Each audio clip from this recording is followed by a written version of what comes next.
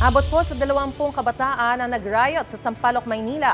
Naawat ang rumble pero ang mga sangkot may comeback at ginawa ng part 2 ang gulo. Ang mga nahulikam na insidente sa unang balita ni Jomer Apresto.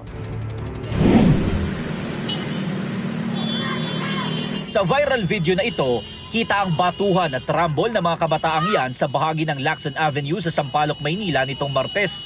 Ang ilan sa kanila nakasuot ng school uniform at may hawak na pamalo.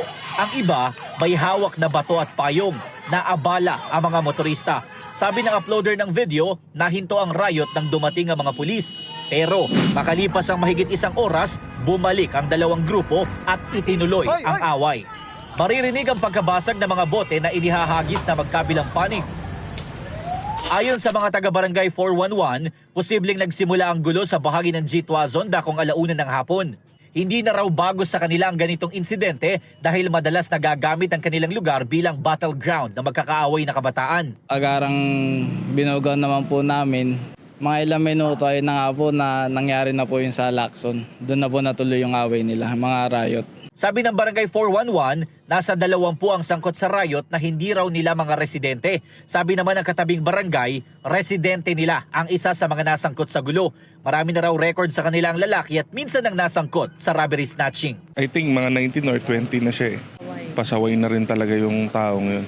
Iginit naman ang parehong barangay na may mga pulis at mga tauhan sila na nag-iikot sa lugar. Itinataon daw ng mga kabataan na walang bantay kapag nagsasagawa sila ng riot. Sa isang Facebook Live ni Manila Mayor Isko Moreno, sinabi niya na 6 na lalaki ang dinampot ng mga pulis. 3 menor de edad ang iniligtas at ibinalik sa kanilang mga magulang habang ang 3 ay mga nasa edad 20 hanggang 28. Pinailan po sila ng alarm and scandal.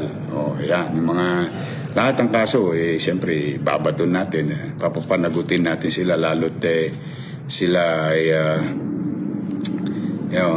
nasa usunggulan at may pananagutan sila. Nakiusap din ang alkalde sa mga magulang na bantayan at gabayan ang kanilang mga anak. Ito ang unang balita, Jomer Apresto para sa GMA Integrated News. Gusto mo bang mauna sa mga balita? Mag-subscribe na sa GMA Integrated News sa YouTube at tumutok sa unang balita.